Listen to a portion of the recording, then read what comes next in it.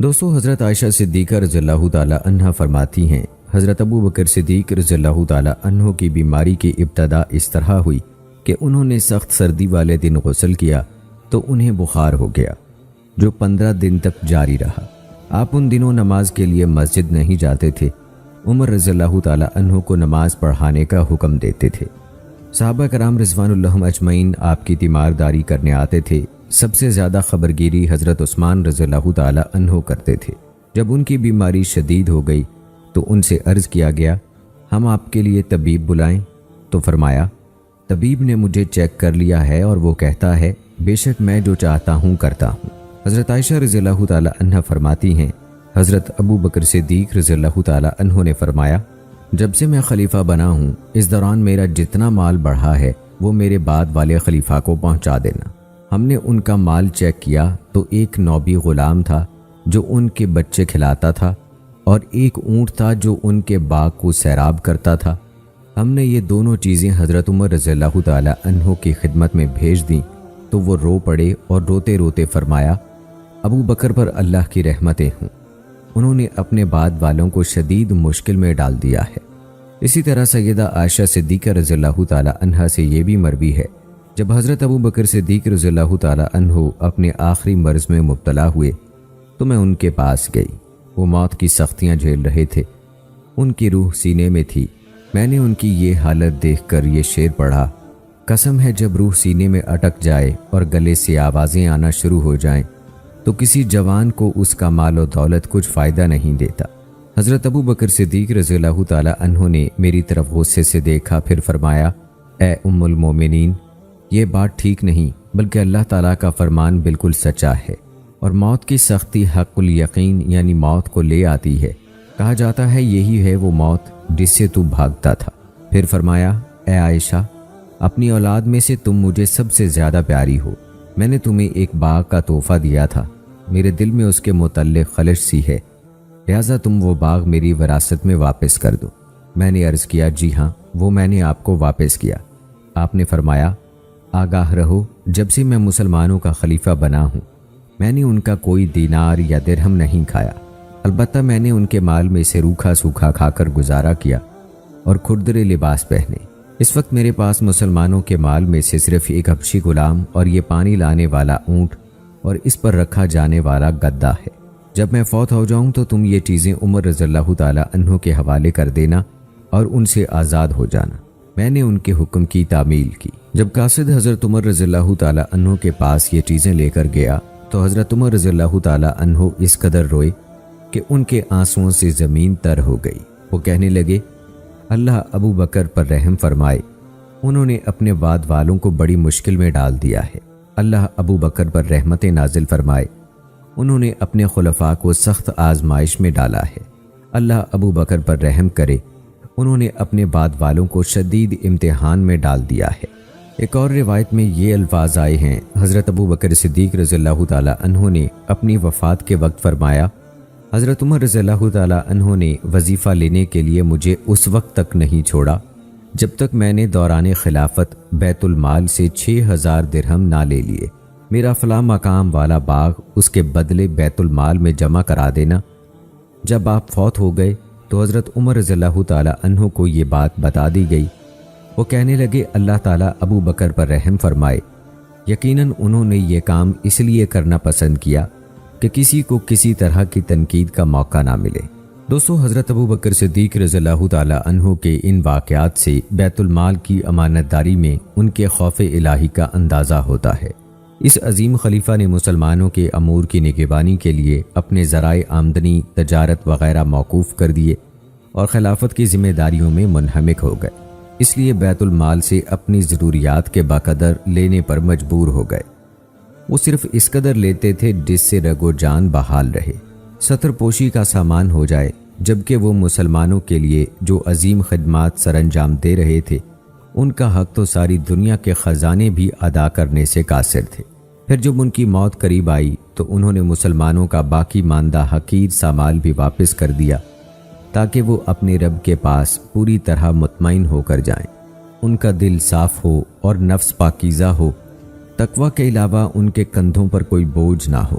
ان کے ہاتھ ایمان کے علاوہ ہر چیز سے خالی ہوں، بلا شبہ اس میں عقل والوں کے لیے زبردست تبلیغ اور نصیحت ہے۔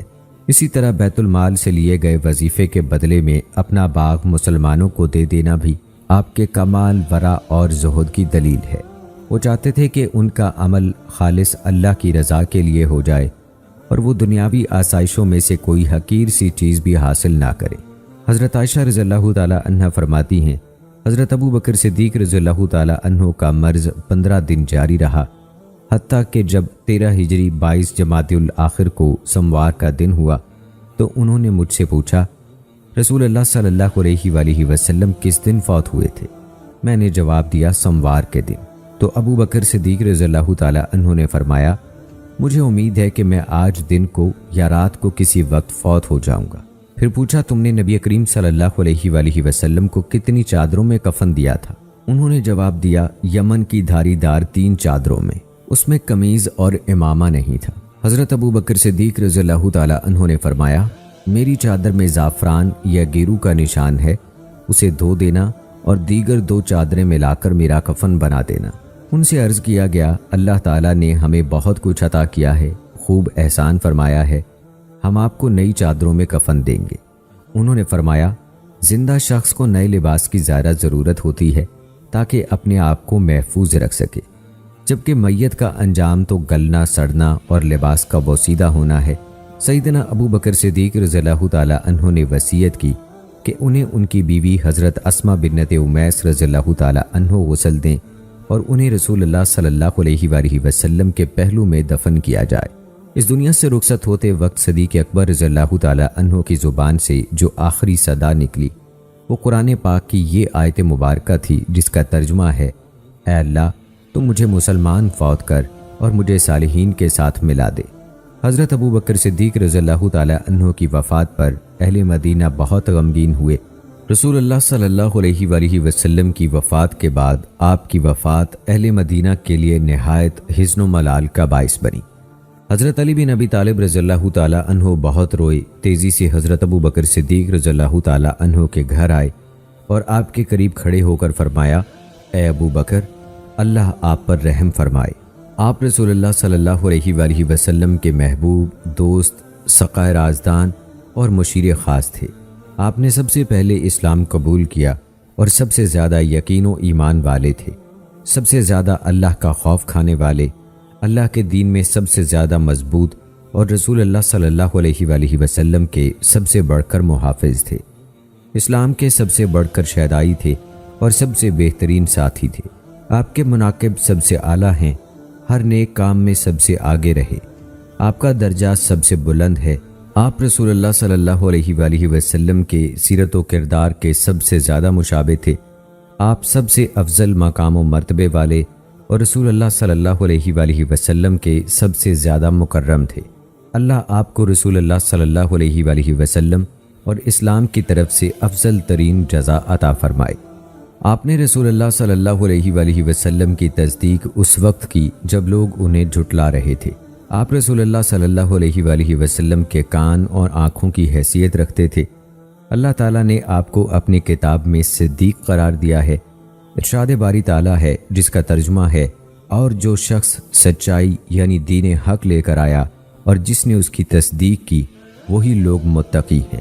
آپ نے اس وقت رسول اللہ صلی اللہ علیہ وآلہ وسلم کی مدد کی جب لوگوں نے بخل کیا، جب مشکلات میں لوگ پیچھے ہٹ گئے تو آپ نے ان کا ساتھ دیا، اور سب سے اعلیٰ ساتھ مشکلات کے وقت کا ساتھ ہے۔ آپ غار میں نبی کریم صلی اللہ علیہ وآلہ وسلم کے ساتھ تھے اور اللہ نے آپ کو ثانی اسنین کے لقب سے پکارا ہے۔ آپ نبی مکرم صلی اللہ علیہ وآلہ وسلم کو تسلی دینے والے تھے، ہجرت میں ان کے ساتھی تھے۔ جب لوگ مرتد ہوئے تو آپ نے اللہ کے دین اور نبی اکرم صلی اللہ علیہ وآلہ وسلم کی امت میں بہترین جانشینی کی۔ آپ نے وہ کردار ادا کیا کہ کسی نبی کے ساتھی نے ایسا کردار ادا نہیں کیا۔ آپ دین حق کی حمایت کے لیے اس وقت کھڑے ہوئے جب رسول اللہ صلی اللہ علیہ وآلہ وسلم کے صحابہ کمزوری کا مظاہرہ کر رہے تھے۔ آپ نے اس وقت مقابلہ کیا جب صحابہ کرام عاجز آ گئے۔ جب وہ ضعف کا شکار ہوئے تو آپ نے طاقت کا مظاہرہ کیا اور آپ نے منہج نبوی پر اس وقت ثابت قدمی دکھائی جب صحابہ کمزور ہو رہے تھے۔ آپ رسول اللہ صلی اللہ علیہ وآلہ وسلم کے فرمان کے عین مطابق بدنی طور پر کمزور مگر اللہ کے معاملے میں نہایت طاقتور تھے۔ آپ تواضع اختیار کرتے تھے جبکہ اللہ کے ہاں آپ بہت عظیم تھے۔ لوگوں کی نظر میں عظیم المرتبت اور ان کے دلوں میں بلند مقام والے تھے۔ کسی شخص کو آپ کے بارے میں طعن و تشنیع کرنے کا کوئی موقع نہ تھا۔ آپ کے نزدیک کمزور شخص قوی تھا جب تک کہ آپ اس کا حق اسے نہ لے دیتے۔ قریبی رشتہ دار اور دور والا سب اس معاملے میں آپ کے نزدیک برابر تھے۔ آپ کو وہ شخص زیادہ محبوب تھا جو اللہ تعالیٰ کا زیادہ خوف کھانے والا فرما بردار ہوتا تھا۔ آپ کا معاملہ کھرا، سچا اور نرمی والا تھا۔ آپ کا فرمان فیصلہ کن اور حتمی ہوتا تھا۔ آپ نرم، حلیم اور محتاط تھے۔ آپ کی رائے علم و عزم والی تھی۔ آپ کے ذریعے دین کو اعتدال، ایمان کو تقویت اور اللہ کے دین کو غلبہ نصیب ہوا۔ اللہ کی قسم آپ بہت آگے نکل گئے اور آپ نے پیچھے والوں کو تھکا دیا اور آپ شاندار کامیابی سے ہمکنار ہو گئے۔ ہم آپ کی وفات حسرت آیات پر انا للہ و انا الیہ راجعون پڑھتے ہیں۔ ہم اللہ کی قضا پر راضی ہیں۔ اللہ کی قسم رسول اللہ صلی اللہ علیہ وآلہ وسلم کی وفات کے بعد آپ کی وفات جتنا صدمہ مسلمانوں کو کبھی نہ ہوگا۔ آپ دین کے لیے عزت، حفاظت اور حمایت کا سبب تھے۔ اللہ تعالیٰ آپ کو اپنے نبی محمد صلی اللہ علیہ وآلہ وسلم کے ساتھ ملائے اور ہمیں آپ کے اجر و ثواب سے محروم نہ کرے، نہ ہمیں آپ کے بعد گمراہ کرے، آمین۔ حضرت علی رضی اللہ تعالیٰ عنہ کا کلام پورا ہونے تک لوگ خاموش رہے، پھر وہ زاروں کے تار رونے لگے اور با آواز بلند کہنے لگے، آپ نے بالکل سچ کہا۔ ایک اور روایت میں ہے کہ جب حضرت ابو بکر صدیق رضی اللہ تعالیٰ عنہ کو کفن دے دیا گیا تو سیدنا علی رضی اللہ تعالیٰ عنہ فرمانے لگے، مجھے اس کفن میں لپٹے ہوئے شخص سے بڑھ کر کوئی شخص محبوب نہیں جو اپنے درخشاں نامہ اعمال کے ساتھ اللہ کے پاس جا رہا ہے۔ حضرت ابو بکر صدیق رضی اللہ تعالیٰ عنہ 63 سال کی عمر میں فوت ہوئے۔ تمام روایات اس پر متفق ہیں۔ انہوں نے رسول اللہ صلی اللہ علیہ وآلہ وسلم جتنی عمر پائی۔ آپ کی وصیت کے مطابق آپ کی بیوی حضرت اسماء بنت امیس رضی اللہ تعالیٰ عنہ نے آپ کو غسل دیا اور آپ کو رسول اللہ صلی اللہ علیہ وآلہ وسلم کے پہلو میں دفن کیا گیا اور آپ کا سر رسول اللہ صلی اللہ علیہ وآلہ وسلم کے کندھوں کے برابر رکھا گیا۔ حضرت عمر رضی اللہ تعالیٰ عنہ نے آپ کی نماز جنازہ پڑھائی۔ آپ کو قبر میں اتارنے کے لیے حضرت عمر رضی اللہ تعالیٰ عنہ، حضرت عثمان رضی اللہ تعالیٰ عنہ، حضرت طلحہ رضی اللہ تعالیٰ عنہ اور آپ کا بیٹا عبد الرحمن رضی اللہ تعالیٰ عنہ قبر میں اترے۔ آپ کی لحد کو رسول اللہ صلی اللہ علیہ وآلہ وسلم کی قبر کے ساتھ ملا دیا گیا۔ حضرت ابو بکر صدیق رضی اللہ تعالیٰ عنہ آفاق عالم میں دین الہی کی نشر و اشاعت کے لیے عظیم جہاد کرنے کے بعد دنیا سے اس طرح رخصت ہوئے کہ انسانی تاریخ اس عظیم ہستی کو ہمیشہ یاد رکھے گی۔ آپ صلی اللہ علیہ وآلہ وسلم نے رسول اللہ صلی اللہ علیہ وآلہ وسلم کی وفات کے بعد رسول اللہ صلی اللہ علیہ وآلہ وسلم کی دعوت کا پرچم ہر طرف لہرایا اور آپ کے لگائے ہوئے پودے کی آبیاری کی۔ آپ نے عدل و انصاف اور حریت کے بیج بوئے اور شہداء کے قیمتی اور پاکیزہ خون سے ان کی آبیاری کی، جس کے نہایت شاندار نتائج نکلے۔ آپ علوم و ثقافت اور فکر و نظر میں سبقت لے گئے۔ تاریخ انسانی ابو بکر صدیق رضی اللہ تعالیٰ عنہ کو ہمیشہ شاندار الفاظ میں یاد کرتی رہے گی، کیونکہ انہوں نے اپنے شاندار جہاد اور عظیم صبر و ثبات کے ذریعے سے دور ارتداد میں دین اسلام کی حفاظت کی تھی۔ اللہ تعالیٰ نے ان کے ذریعے عظیم اور مثالی فتوحات سے نوازا، جن کی بدولت دعوت اسلام کریا کریا نگر نگر اکناف عالم میں پھیلتی چلی گئی۔ دوستو، کسی شاعر نے کیا خوب کہا ہے، کہہ دو کہ محمد صلی اللہ علیہ وآلہ وسلم خیر الانبیاء ہیں، زمین پر چلنے والوں میں سے سب سے اعلیٰ و برتر ہیں۔ رسولوں کے صحابہ میں سے محمد صلی اللہ علیہ وآلہ وسلم کے صحابہ سب سے عظیم ہیں۔ آپ صلی اللہ علیہ وآلہ وسلم کے صحابہ میں سے ابو بکر و عمر رضی اللہ تعالیٰ عنہ سب سے افضل ہیں۔ میں ان دونوں پر قربان جاؤں، وہ محمد صلی اللہ علیہ وآلہ وسلم کی مدد کے لیے پیدا کیے گئے۔ یہی وہ دو احباب ہیں جو ہمارے نبی صلی اللہ علیہ وآلہ وسلم کی حمایت کے لیے میدان میں نکل آئے اور ان کی مدد کی۔ وہ دونوں نبی مکرم صلی اللہ علیہ وآلہ وسلم کے سسر ہیں۔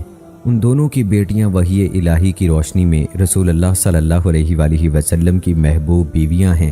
سیدہ عائشہ رضی اللہ تعالی عنہا کے والد ابو بکر رضی اللہ تعالیٰ عنہ اور سیدہ حفصہ رضی اللہ تعالیٰ عنہ کے والد عمر رضی اللہ تعالیٰ عنہ محمد صلی اللہ علیہ وآلہ وسلم کے اعلیٰ ترین صحابہ ہیں۔ یہ دونوں والد اور دونوں بیٹیاں کیسی خوش نصیب ہیں۔ ابو بکر اور عمر رضی اللہ تعالیٰ عنہ دونوں آپ کے ایسے وزیر ہیں جو ہر فضیلت والے عمل میں باہم مقابلہ کرتے ہیں۔ وہ دونوں محمد صلی اللہ علیہ وآلہ وسلم کی آنکھیں اور کان ہیں۔ دونوں آپ صلی اللہ علیہ وآلہ وسلم کی قبر مبارک کے پاس محو استراحت ہیں۔ وہ دونوں مسلمانوں کے لیے نہایت مشفق اور دین محمد صلی اللہ علیہ وآلہ وسلم کے لیے مضبوط پہاڑ تھے۔ ان دونوں میں سے زیادہ پاکیزہ، زیادہ قوی، زیادہ اللہ سے ڈرنے والے، ظاہر اور باطن میں زیادہ متقی، دونوں میں سے زیادہ بلند کردار، بلند مقام، تزکیے کے اعلیٰ منصب پر فائز، دونوں میں زیادہ نیک اور اعمال صالح میں برتر اور صدیق ہیں، جو محمد صلی اللہ علیہ وآلہ وسلم کے یار غار ہیں۔ ان کے فضل و کرم کے بارے میں کسی سچے اور کھرے انسان کو کبھی کوئی شک نہیں گزرا۔ وہ نبی کریم صلی اللہ علیہ وآلہ وسلم کے صحابہ کے سردار، ان میں سے بہترین اور حقیقی طور پر امام ہیں۔ وہ عائشہ صدیقہ مطہرہ رضی اللہ تعالیٰ عنہا کے والد ہیں، جن کی پاکیزگی اور طہارت کا بیان فرقان حمید کی سورہ نور میں چمک رہا ہے۔ دوستو، بلا شبہ مسلمان بلکہ پوری انسانیت آج رسول اللہ صلی اللہ علیہ وآلہ وسلم کے صحابہ کے فضائل کی معرفت کی شدید محتاج ہے۔ انہیں یہ جاننے کی ضرورت ہے کہ صحابہ کرام کے فضل و کرم کا سبب کیا تھا۔ رسول اللہ صلی اللہ علیہ وآلہ وسلم کی تربیت نے ان پر کیا اثرات مرتب کیے اور انہیں وہ کون سا عالی مقام حاصل ہوا جس کی بدولت یہ لوگ انسانی تاریخ کے انتہائی محترم و ممتاز انسان بن گئے۔ تاریخ اسلام عموماً اور ابتدائی اسلام کی تاریخ خصوصاً رافضیوں، مستشرقین، یہود و نصارہ اور سیکولر مورخین کی غلط تعویلوں، قطع و برید، تحریف و تبدیل اور شکوک و شبہات کے لیے تختہ مشق بنی ہے۔ اس لیے امت مسلمہ پر فرض کفایہ ہے کہ وہ حقائق کی تصحیح کا فریضہ انجام دیں۔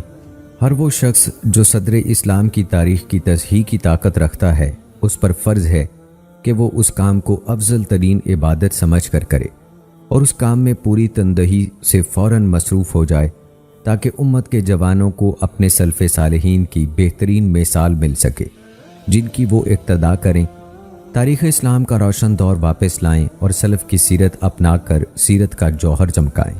حضرت ابو بکر صدیق رضی اللہ تعالیٰ عنہ کی سیرت انتہائی عظیم و شان، اسباق اور عبرتوں سے بھرپور ہے۔ وہ نبی کریم صلی اللہ علیہ وآلہ وسلم کے بعد عظیم ترین اسلامی شخصیت ہیں۔ آپ اعلیٰ ترین اخلاق اور صفات حمیدہ سے زمانہ جاہلیت ہی سے متصف تھے۔ آپ نے کبھی کسی بت کو سجدہ کیا، نہ کبھی شراب نوشی کی۔ حضرت ابو بکر صدیق رضی اللہ تعالیٰ عنہ نسب ناموں کے ماہر عالم تھے۔ ان کی اس خوبی کی بنا پر وہ عربوں میں بڑے ہر دل عزیز تھے۔ وہ کسی کو نسب کی وجہ سے تان اور عام لوگوں کے برخلاف کسی قوم کے عیوب بیان نہیں کرتے تھے۔ وہ قریش کے سب سے بڑے ماہر نسب تھے، قریش کے سب سے بڑے عالم تھے اور ان کی برائیوں اور بھلائیوں سے بخوبی واقف تھے۔ وہ بطور تاجر مشہور ہوئے۔ وہ زمانہ جاہلیت ہی سے اپنا مال خرچ کرنے کی وجہ سے جود و سخا میں معروف تھے۔ حضرت ابو بکر صدیق رضی اللہ تعالیٰ عنہ اللہ تعالیٰ کے خزانوں میں سے ایک خزانہ تھے، جنہیں اللہ تعالیٰ نے اپنے نبی صلی اللہ علیہ وآلہ وسلم کے لیے مختص کر رکھا تھا۔ وہ قریش کے محبوب ترین شخص تھے۔ وفو درگزر کی خوبی نے انہیں ہر دل عزیز بنا دیا تھا۔ آپ لوگوں سے اور لوگ آپ سے محبت کرتے تھے۔ حضرت ابو بکر صدیق رضی اللہ تعالیٰ عنہ کا دعوت اللہ کے لیے متحرک ہونا اور اللہ اور اس کے رسول صلی اللہ علیہ وآلہ وسلم کی پکار پر لبیک کہنا اس مومن کی بڑی سچی تصویر ہے، جو اس وقت تک بے قرار رہتا ہے جب تک وہ حقیقت لوگوں میں عام نہ ہو جائے جس پر وہ ایمان لایا ہے۔ حضرت ابو بکر صدیق رضی اللہ تعالیٰ عنہ پر کئی آزمائشیں بھی آئیں۔ حضرت ابو بکر صدیق رضی اللہ تعالیٰ عنہ کو اذیتیں دی گئیں، آپ کے سر پر خاک ڈالی گئی، مسجد حرام میں جوتوں سے اتنا پیٹا گیا کہ وہ چلنے کے قابل بھی نہ رہے اور انہیں اٹھا کر گھر پہنچایا گیا۔ حضرت ابو بکر صدیق رضی اللہ تعالیٰ عنہ جرأت و شجاعت میں بڑے ممتاز تھے۔ وہ حق بات میں کسی سے ڈرتے نہ تھے۔ اللہ تعالیٰ کے دین کی نصرت، اس کی تبلیغ اور رسول اللہ صلی اللہ علیہ وآلہ وسلم کے دفاع میں کسی ملامت کی پرواہ کرتے تھے۔ حضرت ابو بکر صدیق رضی اللہ تعالیٰ عنہ نے کمزور اور ستائے جانے والے مسلمانوں کو آزاد کرانے میں بھی بار بار نہایت فیاضی سے حصہ لیا۔ حتیٰ کہ مسلمان قیادت نے باقاعدہ طور پر کمزور مسلمانوں کو ظالموں کے پنجہ استبداد سے چھڑانے کی پالیسی کا اجرا کیا۔ حضرت ابوبکر صدیق رضی اللہ تعالیٰ عنہ نے اسلامی دعوت کو اپنے مال اور افراد سے مدد دی۔ آپ مومن غلاموں اور لونڈیوں کو خریدتے اور اللہ کی رضا کے لیے آزاد کر دیتے تھے۔ حضرت بلال رضی اللہ تعالیٰ عنہ کو بھی آپ ہی نے غلامی کی استبدادی شکنجے سے آزاد کرایا تھا۔ حضرت ابوبکر صدیق رضی اللہ تعالیٰ عنہ نے علم الانساب کو دعوت اسلامی کی نشر و اشاعت میں استعمال کیا۔ اسی لیے آپ مختلف قبائل کو دعوت دیتے وقت بازاروں اور موسم حج میں رسول اللہ صلی اللہ علیہ وآلہ وسلم کے ہمراہ ہوتے تھے۔ حضرت ابوبکر صدیق رضی اللہ تعالیٰ عنہ ہجرت مدینہ میں رسول اللہ صلی اللہ علیہ وآلہ وسلم کے ساتھی تھے۔ آپ ابتدائی اسلام سے وفات نبوی تک رسول اللہ صلی اللہ علیہ وآلہ وسلم کے دست راست تھے۔ آپ نہایت خاموشی اور کمال توجہ سے رسول اللہ صلی اللہ علیہ وآلہ وسلم کی نبوت کے سرچشمے سے حکمت و ایمان، یقین و عزیمت اور تقوی و اخلاص جیسے اخلاق حمیدہ حاصل کرتے رہے۔ رسول اللہ صلی اللہ علیہ وآلہ وسلم کی صحبت کی وجہ سے آپ کو اصلاح، صدیقیت، ہوشیاری و بیداری، محبت و صفائی، عزیمت و اخلاص اور فہم و فراست کی دولت نصیب ہوئی۔ اسی لیے رسول اللہ صلی اللہ علیہ وآلہ وسلم کی وفات کے بعد آپ نہایت مشہور و معروف کارنامے سر انجام دیے۔ مثلاً ثقیفہ بنی سعدہ کے مسئلے کا حل، حضرت اسامہ کے لشکر کی روانگی، مرتدوں کے خلاف زوردار جہاد وغیرہ۔ اسی طرح انہوں نے فساد کی اصلاح، تخریب کی تعمیر اور تفریق کو جمع کیا اور منحرف ہونے والوں کو سیدھا کر دیا۔ حضرت ابوبکر صدیق رضی اللہ تعالیٰ عنہ نبی کریم صلی اللہ علیہ وآلہ وسلم کے ساتھ تمام غزوات میں شریک رہے۔ غزوہ احد والے دن جب لوگ شکست کھا گئے تو وہ رسول اللہ صلی اللہ علیہ وآلہ وسلم کے ساتھ ثابت قدم رہے۔ غزوہ تبوک والے دن رسول اللہ صلی اللہ علیہ وآلہ وسلم نے اپنا مرکزی سیاہ جھنڈا انہی کے حوالے کیا تھا۔ حضرت ابوبکر صدیق رضی اللہ تعالیٰ عنہ کی زندگی مدنی معاشرے میں بھی انتہائی رفیع الشان اسباق سے مزین ہے۔ آپ کے عہد خلافت نے ہمارے لیے اسلام کے فہم اور تبلیغ کی بہترین مثال چھوڑی ہے۔ آپ کی شخصیت عظیم صفات کی وجہ سے دوسرے لوگوں سے ممتاز تھی۔ رسول اللہ صلی اللہ علیہ وآلہ وسلم نے متعدد احادیث میں ان کی تعریف و توصیف اور فضائل بیان فرمائے ہیں اور انہیں صحابہ کرام پر فوقیت دی ہے۔ حضرت ابوبکر صدیق رضی اللہ تعالیٰ عنہ کا اللہ تعالیٰ پر ایمان ناقابل تسخیر تھا۔ انہوں نے ایمان کی حقیقت کو پرکھا اور کلمہ توحید ان کی رگ جان میں پیوست ہو گیا۔ انہوں نے ساری زندگی ایمانی اثرات کے تحت گزاری۔ آپ نے اخلاق حسنہ اپنائے اور اخلاق سیئہ سے اجتناب کیا۔ آپ اللہ کی شریعت پر گامزن اور رسول اللہ صلی اللہ علیہ وآلہ وسلم کی اقتداء کے متوالے تھے۔ ایمان باللہ ان کی متحرک زندگی، ہمت و نشاط، جہادی جد و جہد، تعلیم و تربیت اور غلبہ و عزت کا سبب تھا۔ آپ کے دل میں عظیم ایمان و یقین تھا جس میں کوئی صحابی آپ کے برابر نہ تھا۔ حضرت ابوبکر صدیق رضی اللہ تعالیٰ عنہ تمام لوگوں سے بڑھ کر اللہ تعالیٰ کی معرفت اور اس کا خوف رکھتے تھے۔ امت مسلمہ کا اتفاق ہے کہ حضرت ابوبکر صدیق رضی اللہ تعالیٰ عنہ امت کے سب سے بڑے عالم ہیں۔ بہت سے علماء کرام نے اس پر اجماع نقل کیا ہے۔ علم و فضل میں سب صحابہ پر آپ کی فوقیت کی وجہ سے رسول اللہ صلی اللہ علیہ وآلہ وسلم کی طویل صحبت ہے۔ آپ دن رات سفر و حضر میں رسول اللہ صلی اللہ علیہ وآلہ وسلم کے ہمیشہ ساتھ رہتے تھے اور رات کو عشاء کے بعد رسول اللہ صلی اللہ علیہ وآلہ وسلم کے ساتھ مسلمانوں کے معاملات و مسائل پر گفتگو کیا کرتے تھے۔ مدینہ منورہ سے اولین حج میں رسول اللہ صلی اللہ علیہ وآلہ وسلم نے انہیں امیر حج مقرر کیا تھا۔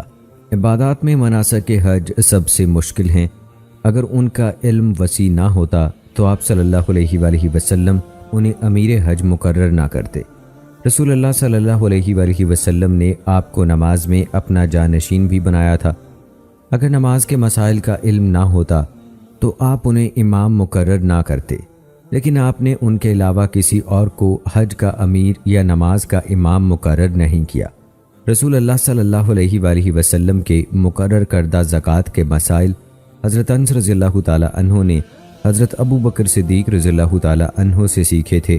ان احکام پر مشتمل صحیفہ صحیح ترین شمار ہوتا ہے۔ فقہائے کرام نے اپنی کتابوں میں اس صحیفے پر اعتماد کیا ہے اور اس سے مقتدم صحیفوں کو منسوخ ٹھہرایا ہے۔ اس سے معلوم ہوا کہ حضرت ابو بکر صدیق رضی اللہ تعالی عنہ سنت نبوی کے ناسخ اور منسوخ امور سے بھی بخوبی واقف تھے۔ کسی نص کی مخالفت میں آپ کا کوئی قول موجود نہیں۔ یہ حضرت ابو بکر صدیق رضی اللہ تعالی عنہ کی علمی عظمت کا منہ بولتا ثبوت ہے۔ جب رسول اللہ صلی اللہ علیہ وآلہ وسلم فوت ہوئے تو لوگ مضطرب ہو گئے۔ اس موقع پر اللہ تعالیٰ نے حضرت ابو بکر صدیق رضی اللہ تعالی عنہ کے ذریعے امت کو ثابت قدم رکھا۔ آپ نے عظیم کردار ادا کرتے ہوئے فرمایا، جو شخص محمد کو پوجتا تھا تو بے شک محمد صلی اللہ علیہ وآلہ وسلم فوت ہو گئے ہیں، اور جو شخص اللہ کی عبادت کرتا تھا تو بے شک اللہ زندہ ہے اور اسے کبھی موت نہیں آئے گی۔ اسی طرح حضرت ابو بکر صدیق رضی اللہ تعالی عنہ نے سقیفہ بنی سعدہ میں بھی اہم کردار ادا کیا، جبکہ انہوں نے انصار کو اپنے حقیقی موقف پر مطمئن کر دیا اور مسلمانوں کے درمیان کوئی فتنہ پیدا نہیں ہونے دیا۔ انہوں نے کتاب و سنت سے انصار کے فضائل بیان کر کے ان کی تعریف کی۔ سقیفہ بنی سعدہ کے مکالمے کے بعد حضرت سعد بن عبادہ رضی اللہ تعالی عنہ نے حضرت ابو بکر صدیق رضی اللہ تعالی عنہ کی بیعت کر لی تھی، اور وہ اپنے امارت کے حقدار ہونے کے سابقہ موقف سے دستبردار ہو گئے تھے۔ انہوں نے حضرت ابو بکر صدیق رضی اللہ تعالی عنہ کی خلافت کو تسلیم کر لیا۔ اس موقع پر ان کے چچا زاد حضرت بشیر بن سعد رضی اللہ تعالی عنہ نے سب سے پہلے حضرت ابو بکر رضی اللہ تعالی عنہ کی بیعت کی تھی۔ چنانچہ اس بیعت کے متعلق کوئی چھوٹا یا بڑا بحران صحیح روایات سے ثابت نہیں۔ اسی طرح کسی قسم کی تقسیم اور گروہ بندی بھی ثابت نہیں کہ ان میں سے ہر ایک خلافت کا دعوے دار ہو، جیسا کہ بعض مورخین نے باور کرانے کی کوشش کی ہے۔ اس کے برعکس اسلامی اخوت و مودت پہلے کی طرح قائم تھی، بلکہ پہلے سے زیادہ بڑھ گئی تھی۔ جیسا کہ صحیح روایات سے ثابت ہے، قرآنی آیات اور احادیث نبویہ میں حضرت ابو بکر صدیق رضی اللہ تعالی عنہ کے خلافت کے اشارے موجود ہیں۔ اہل سنت والجماعت کے سلف و خلف کا اجماع ہے کہ حضرت ابو بکر صدیق رضی اللہ تعالی عنہ اپنی فضیلت، سبقت اسلام اور نمازوں میں نبی اکرم صلی اللہ علیہ وآلہ وسلم کے حکم پر امام بننے کی وجہ سے نبی کریم صلی اللہ علیہ وآلہ وسلم کے بعد خلافت کے سب سے زیادہ مستحق تھے۔ رسول اللہ صلی اللہ علیہ وآلہ وسلم نے ابو بکر صدیق رضی اللہ تعالی عنہ کو نمازوں کی امامت سونپی تو صحابہ کرام رضوان اللہ مجمعین بھی نبی کریم صلی اللہ علیہ وآلہ وسلم کی مراد سمجھ گئے تھے، اسی لیے تمام صحابہ نے بالاتفاق انہیں اپنا خلیفہ چن لیا۔ امت مسلمہ نے سلطنت کے امور کی نگرانی کے لیے خلافت اسلامی کا منہج و طریقہ اپنایا اور اسی پر اتفاق ہے۔ خلافت کی ابتدا امت کی ضرورت سے ہوئی اور پھر امت نے اسے قبول کر لیا، اسی لیے انہوں نے رسول اللہ صلی اللہ علیہ وآلہ وسلم کے خلیفہ کے چناؤ میں جلدی کی۔ چنانچہ خلافت ہی مسلمانوں کا اصل نظام حکومت ہے، جس کا آئین قرآن و سنت سے لیا گیا ہے۔ فقہائے کرام نے خلافت اسلامیہ کی بنیادوں پر گفتگو کرتے ہوئے شورا اور بیعت کو بنیاد قرار دیا ہے، اور ان دو اصولوں کی دلیل قرآن مجید میں موجود ہے۔ علامہ ابو الحسن ندوی رحمۃ اللہ علیہ نے خلافت کی شرائط اور تقاضوں پر سیر حاصل بحث کی ہے۔ انہوں نے ابو بکر صدیق رضی اللہ تعالی عنہ کی سیرت و کردار کی روشنی میں دلائل و براہین سے ثابت کیا ہے کہ حضرت ابو بکر صدیق رضی اللہ تعالی عنہ میں خلافت نبوی کی تمام شرائط موجود تھیں۔ حضرت ابو بکر صدیق رضی اللہ تعالی عنہ نے اپنی بیعت کے بعد امت سے خطاب فرمایا، جو مختصر ہونے کے باوجود اسلامی خطبات میں شاہکار خطبہ شمار ہوتا ہے۔ اس خطبے میں انہوں نے ملک کی قیادت کا منہج بیان کیا، عدل و انصاف اور رحم دلی کے اصول بتائے جو حکمران اور رعایا کے معاملات پر لاگو ہوتے ہیں۔ آپ نے پرزور طریقے سے بیان کیا کہ حاکم وقت کی اطاعت اس وقت تک ہوگی جب تک وہ اللہ اور اس کے رسول صلی اللہ علیہ وآلہ وسلم کی اطاعت کرے گا۔ انہوں نے جہاد کی ترغیب بھی دی کیونکہ اسی میں امت کی عزت و طاقت ہے۔ گناہوں سے بے حیائی سے اجتناب کا حکم دیا کیونکہ انہی سے اجتناب کرنے سے معاشرہ تباہی اور فساد سے محفوظ رہتا ہے۔ حضرت ابو بکر صدیق رضی اللہ تعالی عنہ نے اپنی تیار کردہ پالیسی کو نافذ کرنا چاہا تو صحابہ کرام میں سے اپنے وزیر و مددگار منتخب فرمائے۔ اس امت کے امین ابو عبیدہ بن جراح رضی اللہ تعالی عنہ کو وزیر خزانہ بنایا اور بیت المال کے امور ان کے سپرد کیے۔ حضرت عمر رضی اللہ تعالی عنہ کو وزارت عدل سونپی، جبکہ حضرت ابو بکر رضی اللہ تعالی عنہ خود بھی فیصلے فرماتے تھے۔ حضرت زید بن ثابت رضی اللہ تعالیٰ عنہ کو ڈاک اور مواصلات کا محکمہ دیا۔ خط کتابت بھی انہی کی ذمہ داری تھی، جبکہ بعض اوقات حاضرین مجلس مثلا حضرت علی رضی اللہ تعالیٰ عنہ اور عثمان رضی اللہ تعالیٰ عنہ بھی یہ فریضہ ادا کرتے تھے۔ مسلمانوں نے حضرت ابو بکر صدیق رضی اللہ تعالیٰ عنہ کو خلیفہ رسول کا لقب دیا۔ صحابہ کرام نے حضرت ابو بکر صدیق رضی اللہ تعالیٰ عنہ کو منصب خلافت کے فرائض کی وجہ سے اپنی تجارتی مصروفیات سے فارغ کرنے کی ضرورت محسوس کی تو ان کی ضروریات کا ذمہ امت نے لے لیا۔ حضرت ابو بکر صدیق رضی اللہ تعالیٰ عنہ مسلمانوں کے درمیان رسول اللہ صلی اللہ علیہ وآلہ وسلم کے خلیفہ کے طور پر زندہ رہے۔ آپ لوگوں کو دین کی تعلیم دینے کا کوئی موقع ہاتھ سے جانے نہیں دیتے تھے۔ آپ انہیں نیکی کا حکم دیتے اور برائی سے روکتے تھے۔ آپ کا کردار آپ کی رعایا پر ہدایت، ایمان اور اخلاق کی شعاعیں بکھیرتا تھا۔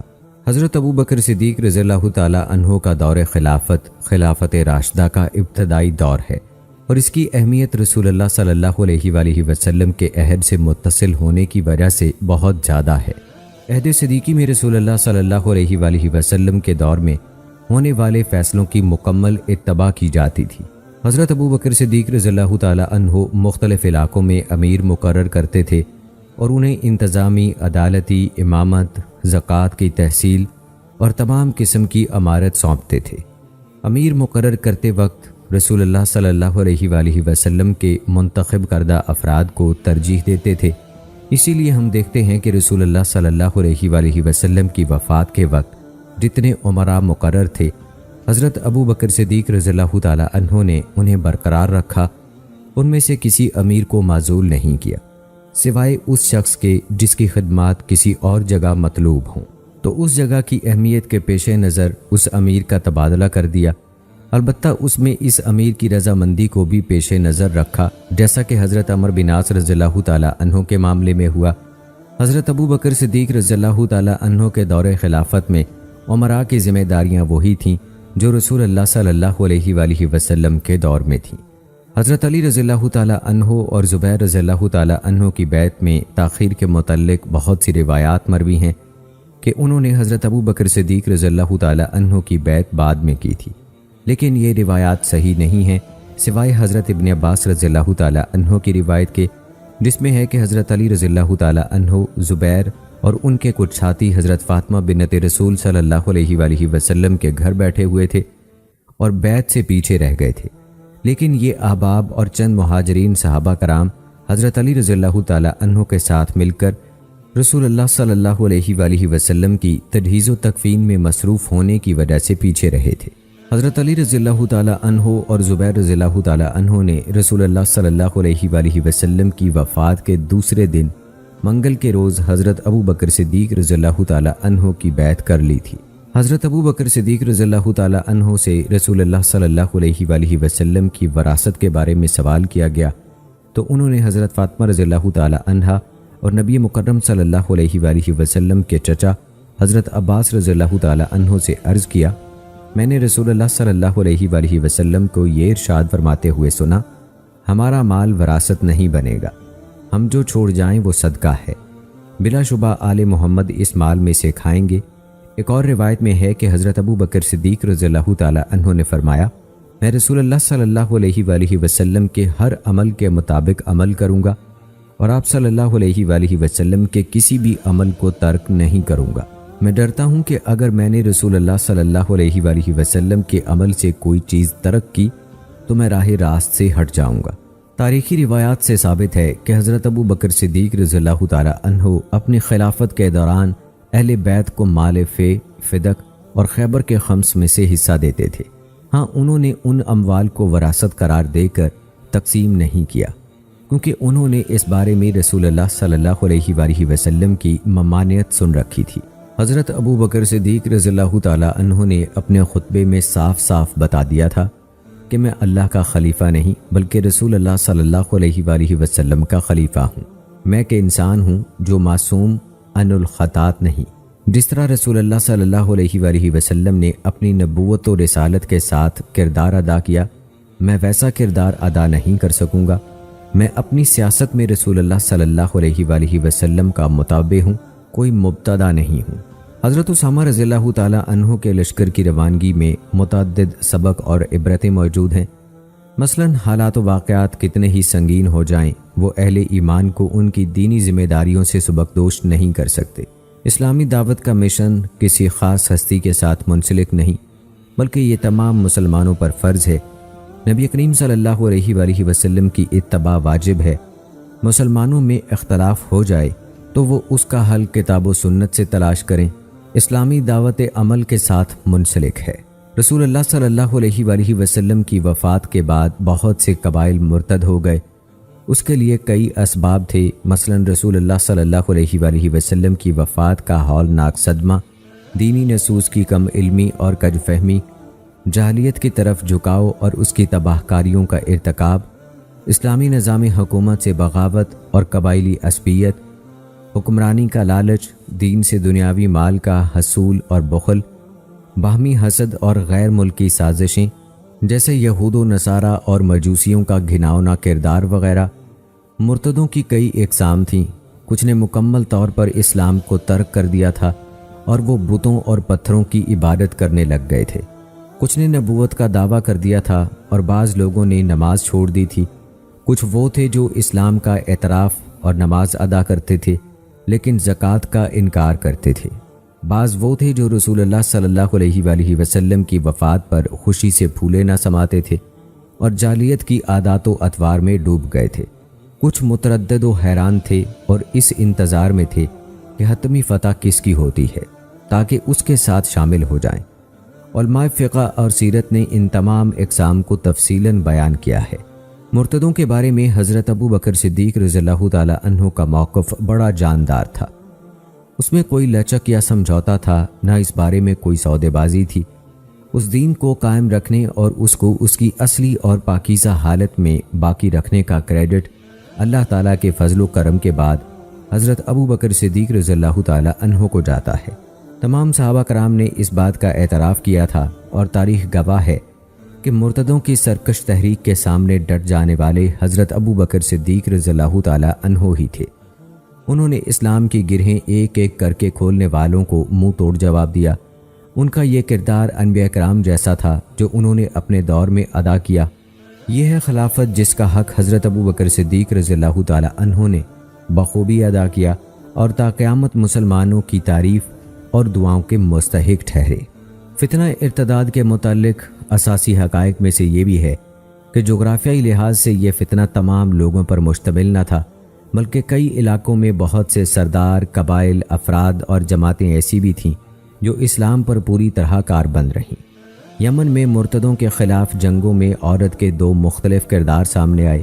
ایک کردار پاک دامن، عفت و عصمت والی خاتون کا ہے جو اسلام پر کاربند رہتی ہے اور مسلمانوں کے ساتھ مل کر سرکش شیاطین کی سرکشی کو مٹانے کی کوشش کرتی ہے اور رذائل سے کنارہ کشی کرتی ہے، جیسا کہ حضرت آزاد فارسیہ جو شہر بن بازان کی بیوی اور فیروز فارسی کی چچا زاد بہن کا کردار ہے۔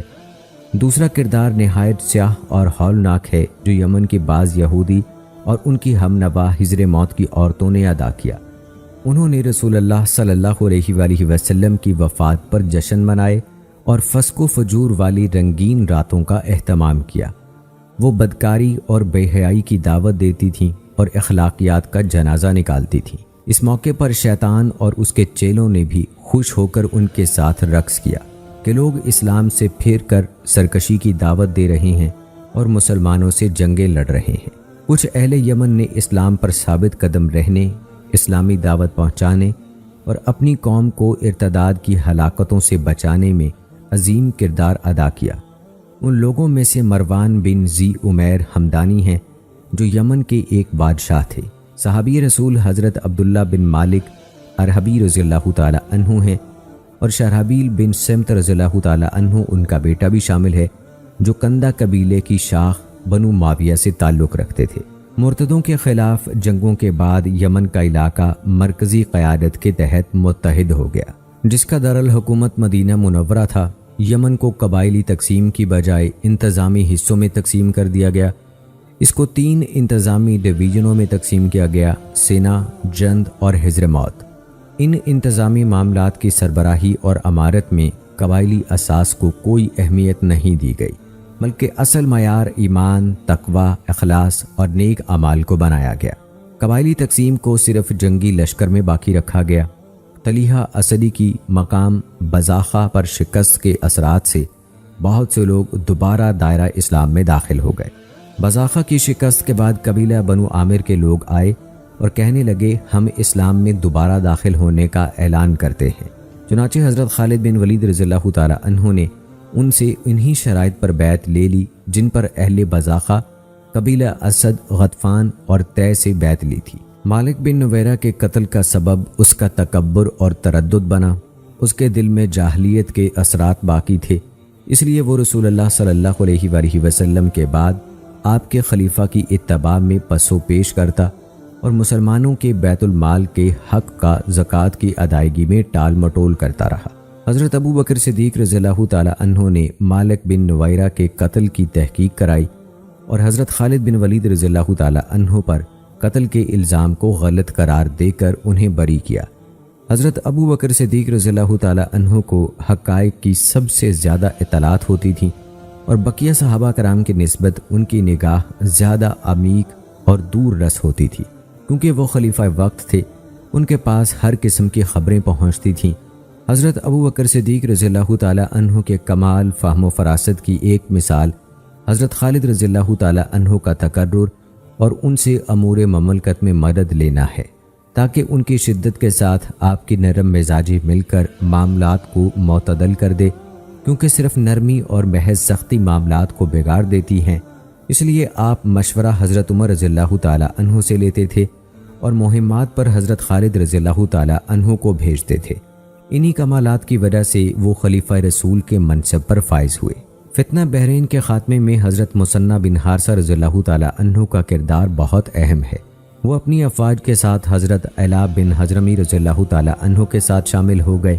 وہ اپنے لشکر کو بحرین سے شمالی جانب لے گئے اور قطیف اور حجر کو فتح کیا، حتیٰ کہ دریائے دجلہ کے سمندر میں گرنے کے مقام تک چلے گئے اور اس مہم میں ایرانی فوجوں اور ان کے اعمال کو شکست سے دوچار کیا۔ حضرت ابو بکر صدیق رضی اللہ تعالی عنہ کو ان کی خبریں ملتی رہتی تھیں۔ آپ نے ساتھیوں سے ان کے بارے میں سوال کیا تو قیس بن عاصم منقری نے عرض کیا، یہ معروف و مشہور اور اعلیٰ نسب والا شخص مثنہ بن حارثہ شیبانی ہے۔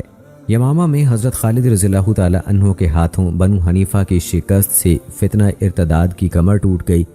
جنگ یمامہ میں بہت سے حفاظ قرآن بھی شہید ہوئے۔ اس کے نتیجے میں حضرت عمر رضی اللہ تعالی عنہ کے مشورے پر حضرت ابو بکر صدیق رضی اللہ تعالی عنہ نے چیتھڑوں، ہڈیوں، کھجوروں کے پتوں اور لوگوں کے سینوں سے قرآن کو ایک صحیفے کی صورت میں جمع کرنے کا حکم دیا۔ حضرت ابو بکر صدیق رضی اللہ تعالی عنہ نے یہ عظیم کام جلیل القدر صحابی حضرت زید بن ثابت رضی اللہ تعالی عنہ کو سونپا۔ حضرت ابو بکر صدیق رضی اللہ تعالی عنہ اور آپ کے بعد آنے والے خلفائے راشدین کے دور میں حکومت و غلبے کی شرائط پوری ہو گئی تھی۔ اللہ تعالیٰ کے فضل و کرم کے بعد امت کو ان شرائط کی یاد دہانی کا کریڈٹ بھی حضرت ابو بکر صدیق رضی اللہ تعالی عنہ کو جاتا ہے۔ انہوں نے بدوؤں کا زکوٰۃ سے مستثنیٰ ہونے کا مطالبہ رد کر دیا تھا اور حضرت اسامہ رضی اللہ تعالی عنہ کے لشکر کو بااصرار روانہ کیا تھا۔ آپ نے شریعت کی مکمل پابندی کی اور کسی بھی چھوٹی یا بڑی شرعی چیز سے دستبرداری اختیار نہیں کی۔ مرتدوں کے خلاف حضرت ابو بکر صدیق رضی اللہ تعالی عنہ نے مانوی، روحانی اور مادی ہر طرح کی تیاری کی تھی۔ آپ نے ان کے خلاف لشکر تیار کیے، عمرا کو جھنڈے تھمائے اور کمانڈروں کو منتخب کیا۔ صحابہ کرام رضوان اللہ اجمعین کو ان کے خلاف جہاد کی ترغیب دی اور مجاہدین کو اونٹ، گھوڑے اور اسلحے کے ساتھ لیس کیا۔ بدعت، جہالت اور بری خواہشات کا قلعہ کما کیا، شریعت کو حاکم بنایا اور امت کو متحد و متفق کیا۔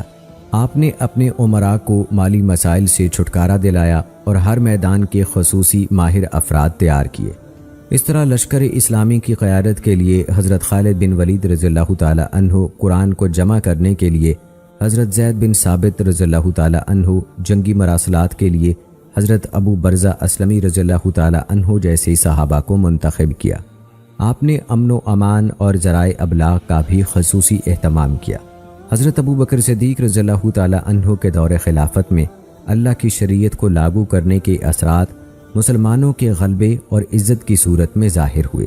صحابہ کرام نے اپنے آپ پر اور اپنے اہل و عیال پر اللہ کی شریعت نافذ کی اور اخلاص اپنایا، اس لیے اللہ تعالیٰ نے انہیں تقویت دی، ان کی مدد کی اور مرتدوں پر غلبہ دے کر انہیں امن و استقرار عطا کیا۔ مرتدوں کے خلاف جنگوں میں صحابہ کرام کی شرکت دیگر اسلامی فتوحات کے لیے ربانی ٹریننگ تھی۔ انہی جنگوں میں مجاہدین اسلام کی صلاحیتیں چمکیں، ان کی چھپی ہوئی طاقتیں ظاہر ہوئیں، میدان کارزار کی قیادت سامنے آئی، جہادی کمانڈروں نے نئے جنگی اسلوب اور پلان بنائے، سچے فرما بردار، منظم اور پیشہ ور اسلامی لشکر کی صلاحیتوں کو جلا ملی جو اپنے مقصد قتال سے بخوبی آگاہ تھا۔ اسلامی لشکر ہر چیز قربان کرنے کے لیے تیار تھا اور اسے علم تھا کہ وہ یہ قربانی کیوں پیش کر رہا ہے، اس لیے اس کی کارکردگی شاندار اور قربانی نہایت جاندار تھی۔ اللہ تعالیٰ کے فضل سے مجاہدین کے جہاد کی بدولت جزیرہ عرب پھر متحد ہو گیا اور اسلامی جھنڈے تلے جمع ہو گیا، اور یہ سرداروں کا خاتمہ ہونے یا ان کی اسلامی حکومت کے ماتحت آ جانے سے ممکن ہوا۔ اسلامی دارالحکومت مدینہ منورہ نے اپنا اثر و رسوخ جزیرہ عرب کے چاروں طرف پھیلا دیا، اور پوری امت ایک لیڈر کے شانہ بشانہ ایک اصول کے تحت اور ایک نظریے کی حامل ہو کر چلنے لگی۔ یہ کامیابی دعوت اسلامی اور وحدت امت کی کامیابی تھی جو قبائلی عصبیت اور افتراق و انتشار پر غالب آ گئی تھی۔ اس کے ساتھ ساتھ یہ اس بات کی دلیل بھی تھی کہ حضرت ابو بکر صدیق رضی اللہ تعالی عنہ کی قیادت میں اسلامی حکومت سنگین ترین بحرانوں پر غلبے کی پوری قوت رکھتی ہے۔ تاریخی واقعات نے ثابت کر دیا کہ دین اسلام کے خلاف بغاوت کی ہر کوشش ناکام و نامراد اور ذلت و رسوائی سے دوچار ہوگی، چاہے اس بغاوت کے حامل انفرادی حیثیت رکھتے ہوں، کوئی جماعت ہو یا ملک، کیونکہ یہ سرکشی اللہ کے حکم کے خلاف سرکشی ہے، وہ حکم جو قرآن کی صورت میں ہے، اور قرآن اور حاملین قرآن کی حفاظت اور ان کے دلوں میں تا قیامت قرآن کو قائم رکھنے کی ذمہ داری اللہ نے لی ہے، اور اسی کا فیصلہ ہے کہ انجام کار متقین کا ہے، اور وہ ظالموں کے ظلم سے کمزوروں کو نجات دلا کر رہے گا۔ جیسے ہی مرتدوں کے خلاف جنگیں ختم ہوئیں اور جزیرہ عرب متحد ہوا، تو حضرت ابو بکر صدیق رضی اللہ تعالی عنہ نے فتوحات اسلامیہ کے پلان پر عمل درآمد شروع کر دیا، جس کی پلاننگ رسول اللہ صلی اللہ علیہ وآلہ وسلم اپنی مبارک زندگی میں کر چکے تھے۔ لہٰذا آپ نے عراق اور شام کی فتح کے لیے لشکر روانہ کیے۔ حضرت ابو بکر صدیق رضی اللہ تعالی عنہ کی طرف سے عراق کی فتح کے لیے حضرت خالد رضی اللہ تعالی عنہ اور حضرت ایاز رضی اللہ تعالی عنہ کو دیے گئے احکام ان کی جغرافیائی مہارت کا ثبوت ہیں۔ آپ نے دونوں کو متعدد جغرافیائی اور ٹیکنیکل ہدایات دی تھیں۔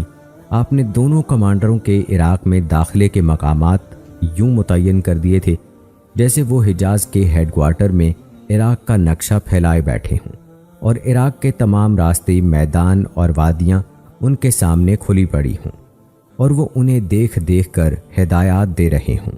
حضرت خالد رضی اللہ تعالی عنہ نے متعدد مارکے لڑے جو عراقی فتح کے اسباب بنے، مثلا مارکہ ذات السلاسل، مارکہ مزار، مارکہ ولجہ، الیس، ہیرا، انبار، عین التمر، دومت الجندل، مارکہ حسید، مارکہ مسیح اور فراز وغیرہ۔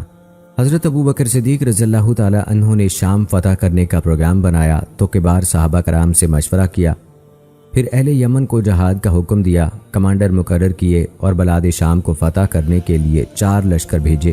ان کے کمانڈر حضرت یزید بن ابی سفیان رضی اللہ تعالی عنہ، حضرت ابو عبیدہ بن جراح رضی اللہ تعالی عنہ، حضرت عمر بن عاص رضی اللہ تعالی عنہ اور حضرت شرحبیل بن حسنہ رضی اللہ تعالی عنہ تھے۔ فتح شام کے لیے جانے والے لشکروں کو ادائے فرض میں کئی مشکلات کا سامنا تھا۔ ان کے مقابلے میں شاہی رومی افواج تھیں جو اپنی تعداد اور اسلحے کے اعتبار سے سپر پاور تھیں۔ اسلامی لشکر کے قائدین نے حضرت ابو بکر صدیق رضی اللہ تعالی عنہ کو خط لکھ کر حالات کی سنگینی سے مطلع کیا، تو حضرت ابو بکر صدیق رضی اللہ تعالی عنہ نے انہیں اپنے لشکر یرموک میں جمع کرنے کی تاکید فرمائی، اور حضرت خالد رضی اللہ تعالی عنہ کو حکم دیا کہ وہ آدھا عراقی لشکر لے کر شامی محاذ پر پہنچے اور وہاں لشکر اسلام کی کمان سنبھال لیں۔ حضرت خالد بن ولید رضی اللہ تعالی عنہ رومی لشکر کے خلاف عظیم کامیابیاں حاصل کرنے میں کامیاب رہے ان میں سے اہم ترین مارکہ اجنادین اور مارکہ یرموک ہے۔ حضرت ابو بکر صدیق رضی اللہ تعالی عنہ کی حکومت کی خارجہ پالیسی کے اہم نکات اقوام عالم کے دلوں میں اسلامی حکومت کا رعب و دبدبہ قائم کرنا، رسول اللہ صلی اللہ علیہ وآلہ وسلم کے حکم کے مطابق جہاد جاری رکھنا، مفتوحہ اقوام سے عدل و انصاف اور نرمی و نوازش کا سلوک کرنا، مفتوحہ اقوام کو دین بدلنے پر مجبور نہ کرنا اور اسلام قبول کرنے میں حائل رکاوٹوں کو ہٹانا۔ عہد صدیقی میں ہونے والی فتوحات کا مطالعہ کرنے والا اس دور کی جنگی پالیسی کے خد و خال بخوبی جان سکتا ہے، جس پر اسلامی لشکر نے عمل کر کے عظیم کامیابیاں حاصل کی۔ وہ سمجھ سکتا ہے کہ خلیفہ راشد نے کس طرح پلاننگ کے ساتھ اسباب و وسائل اختیار کیے اور کس طرح یہ مضبوط پلاننگ مسلمانوں کے لیے اللہ کے فضل و کرم سے کامیابی اور غلبے کا سبب بنی۔ اس پلاننگ میں یہ نکات شامل تھے: دشمن کے علاقے میں اندر تک گھسنا حتیٰ کہ وہ علاقہ مسلمانوں کے ماتحت ہو جائے، اسلامی لشکر کی تیاری اور مجاہدین کی بھرتی، اسلامی لشکر کی رسد کا باقاعدہ انتظام، جنگی مقصد کا تعین، میدان جنگ کی کارروائیوں میں بہتر صورت کو ترجیح، میدان مارکہ کے کمانڈر کی معزولی، جنگی طریقہ کار میں بہتری اور جدت، مارکہ آرا کمانڈروں کے ساتھ خط و کتابت کی محفوظ اور محتاط پالیسی، اور خلیفہ وقت کی ذہانت و فطانت کا کردار۔ حضرت ابو بکر صدیق رضی اللہ تعالی عنہ نے اپنے کمانڈروں اور لشکریوں کو اپنے احکام و ہدایات میں حقوق اللہ بیان فرمائے، مثلا دشمن کے سامنے صبر و ثبات کا مظاہرہ، جنگ میں اللہ کے لیے اخلاص، ادائے امانت کا انتظام اور اللہ کے دین کی نصرت میں ذاتی محبتوں اور تعلقات کی قربانی۔ اسی طرح آپ نے رعایا اور لشکر پر گورنروں اور کمانڈروں کے حقوق مقرر کیے، مثلا امیر کی لازمی اطاعت، اس کے حکم کی فوری تعمیل اور غنیمتوں کی تقسیم میں اس کی عدم مخالفت وغیرہ۔ حضرت ابو بکر صدیق رضی اللہ تعالی عنہ نے اپنے خطوط اور ہدایات میں مجاہدین کے حقوق بھی تفصیلاً بیان کیے، مثلا مجاہدین کا بغور جائزہ، ان کی خبر گیری اور دوران سفر ان پر نرمی کرنا، ان کے نمبردار اور نقیب مقرر کرنا، دشمن کے ساتھ جنگ کے لیے پڑاؤ کی موزوں جگہ کا انتخاب، اہل لشکر کے زیادہ راہ اور ان کے جانوروں کے چارے کا بندوبست کرنا، قابل اعتماد جاسوسوں کے ذریعے دشمن کی اطلاعات حاصل کرنا تاکہ لشکر کی حفاظت ہو سکے، مجاہدین کو جہاد کی ترغیب دینا، انہیں اللہ کے اجر و ثواب اور شہادت کی فضیلت یاد دلانا، اہل عقل و دانش سے مشورہ کرنا، اللہ تعالیٰ کے حقوق کی پابندی کرانا اور زراعت و تجارت وغیرہ میں مشغول ہو کر جہاد سے منہ موڑنے سے روکنا۔ اسلامی فتوحات کا مطالعہ کرنے سے پتہ چلتا ہے کہ اللہ تعالیٰ نے حضرت ابو بکر صدیق رضی اللہ تعالی عنہ کے لشکروں کو توفیق دی کہ یہ لشکر رومیوں اور ایرانیوں کی طاقتور یلغار کے خلاف عظیم کامیابیاں حاصل کرنے میں کامیاب ہو گئے اور انہوں نے نہایت مختصر وقت میں ان کے ملکوں کو فتح کر لیا۔ ان فتوحات کے اہم ترین اسباب میں سے چند ایک یہ ہیں: مسلمانوں کا سچا ایمان، جس کی خاطر وہ کافروں سے برسر پیکار تھے، مسلمانوں کی جنگی مہارت و تجربہ، ان قوموں کے ساتھ مسلمانوں کا عدل اور رحم دلی، ان قوموں سے جزیہ اور خراج کی وصولی میں نرمی اور معاہدوں کی پاسداری، مسلمانوں کے پاس وسیع افرادی قوت اور عظیم کمانڈروں کا ہونا اور مضبوط جنگی پلاننگ کرنا وغیرہ۔ جب حضرت ابو بکر صدیق رضی اللہ تعالی عنہ بیمار ہوئے تو انہوں نے اپنی وفات کا امکان محسوس کرتے ہوئے اپنے بعد آنے والے خلیفہ کے چناؤ کے لیے کئی عملی اقدامات کیے، مثلا کبار مہاجرین اور انصار صحابہ کرام سے مشاورت۔ جب حضرت عمر رضی اللہ تعالی عنہ کا تعین ہو گیا اور اکثر کبار صحابہ کرام نے ان کی موافقت کر دی تو حضرت ابو بکر صدیق رضی اللہ تعالی عنہ نے اس بارے میں وصیت لکھوائی جو مدینہ منورہ اور دیگر شہروں میں لوگوں کو پڑھ کر سنائی گئی۔ حضرت ابو بکر صدیق رضی اللہ تعالی عنہ نے حضرت عمر رضی اللہ تعالی عنہ کو اپنے آئندہ اقدام سے آگاہ کر دیا تھا اور انہیں اس کا پابند بنایا تھا، پھر اپنے مکمل ہوش و حواس میں لوگوں کو مطلع کیا تاکہ کسی قسم کا التباس باقی نہ رہے۔ حضرت ابو بکر رضی اللہ تعالی عنہ نے دل کی گہرائیوں سے اللہ تعالیٰ سے دعائیں بھی کیں۔ حضرت عثمان بن عفان رضی اللہ تعالی عنہ کو حکم دیا کہ یہ وصیت پڑھ کر لوگوں کو سنائیں اور حضرت عمر رضی اللہ تعالی عنہ کے لیے اپنی وفات سے پہلے ہی بیعت لے لی۔ تنہائی میں حضرت عمر رضی اللہ تعالیٰ عنہ کو نہایت قیمتی ہدایات بھی دیں۔ حضرت ابو بکر صدیق رضی اللہ تعالیٰ عنہ نے خلیفہ کے انتخاب کے لیے جو اقدامات کیے وہ کسی بھی صورت شرعی نظام سے تجاوز نہیں کرتے۔ ہر چند یہ اقدامات ان کے اپنے انتخاب کے اقدامات سے مختلف تھے۔ اس طرح حضرت عمر رضی اللہ تعالیٰ عنہ کا انتخاب شورا کے مشورے اور مسلمانوں کے کامل اتفاق سے ہوا۔ اس کے بعد ان کے خلافت کے بارے میں کوئی اختلاف تاریخی روایات میں مذکور نہیں، نہ کوئی امیدوار ان کے خلافت کے دوران ان کے خلاف میدان میں آیا، بلکہ ان کی خلافت پر اجماع تھا اور ان کی حکومت میں ان کی اطاعت پر مکمل اتفاق تھا۔ اس طرح تمام مسلمان ایک وحدت تھے۔ حضرت ابو بکر صدیق رضی اللہ تعالیٰ عنہ دنیا بھر میں اللہ کے دین کی نشر و اشاعت کے لیے عظیم جہاد کرنے کے بعد اس دنیا سے رخصت ہوئے۔ تاریخ انسانی اس عظیم المرتبت خلیفہ کو ہمیشہ یاد رکھے گی جس نے رسول اللہ صلی اللہ علیہ وآلہ وسلم کی وفات کے بعد اسلامی دعوت کا پرچم تھاما، رسول اللہ صلی اللہ علیہ وآلہ وسلم کے لگائے ہوئے پودے کی حفاظت کی، عدل و انصاف اور حریت کے بیج بوئے اور شہداء کے پاکیزہ خون سے انہیں سیراب کیا۔ انہوں نے تاریخ میں علوم و ثقافت اور فکر و نظر میں عظیم سبقت حاصل کی۔ تاریخ انسانی حضرت ابو بکر صدیق رضی اللہ تعالیٰ عنہ کو کبھی بھلا نہ پائے گی، کیونکہ انہوں نے اپنے شاندار جہاد اور عظیم صبر و ثبات کے ذریعے سے فتنہ ارتداد کے دوران اللہ کے دین کی حفاظت کی۔ اللہ تعالیٰ نے ان کے ذریعے دین اسلام کو اقوام عالم، ملکوں اور قبیلوں میں پہنچایا اور یہ کام عظیم فتوحات کے ذریعے سے انجام پایا۔ ابو بکر صدیق رضی اللہ تعالیٰ عنہ کی آواز باطل کے خلاف ایک للکار تھی۔ یہ آواز خاموش ہو گئی لیکن اس کی گونج قیامت تک باقی رہے گی، اور رفیق نبوت ابو بکر صدیق رضی اللہ تعالیٰ عنہ مسلمانوں کے دلوں میں ہمیشہ زندہ رہیں گے۔ تو دوستو، یہ تھی ہماری آج کی ویڈیو۔ امید کرتے ہیں کہ آپ کو ہماری آج کی یہ ویڈیو پسند آئی ہوگی۔ مجھے اگلی ویڈیو تک اجازت دیجیے۔ فی امان اللہ۔